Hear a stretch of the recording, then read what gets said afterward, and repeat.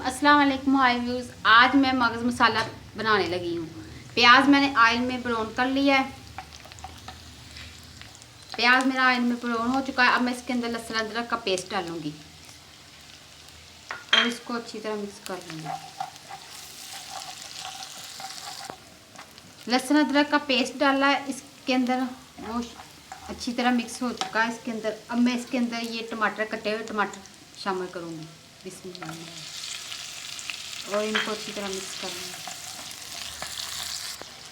अब मैं इसके अंदर ये नमक मिर्च बारीक, सुरख मिर्च, हल्दी, गरम मसाला और सुरख मिर्च डालूँगी। मैं इसके अंदर डाल दूँगी, शामिल कर दूँगी और अच्छी तरह मिक्स कर दूँगी। जैसा सब्ज़ मिर्च भी शामिल कर दूँगी।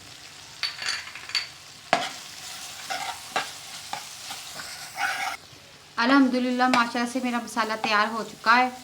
अब मैं इसके अंदर ये मगज़ है वो इसके अंदर शामिल कर दूँगी और इसको अच्छी तरह भून लूँगी। अब मैंने मगज़ डाल दिए, इसको मिक्स कर दिया है। अब हल्की आंच पे मैं दम पे रख दूँगी ढक्कन दे के इसको 5 मिनट के लिए।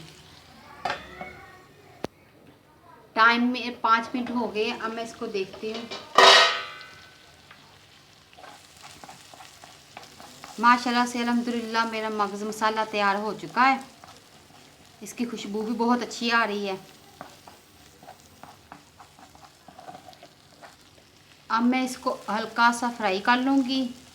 फ्राई करने के बाद इसके अंदर सब्ज़ धनिया डाल दूँगी और डिश आउट कर लूँगी।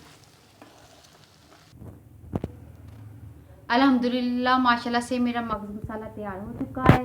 मैं सब्ज़ धनिया भी इसके अंदर डाल दिया है। अब आप इसको रोटी के साथ या नान के साथ खा सकते हैं, आपकी अपनी मर्ज़ी।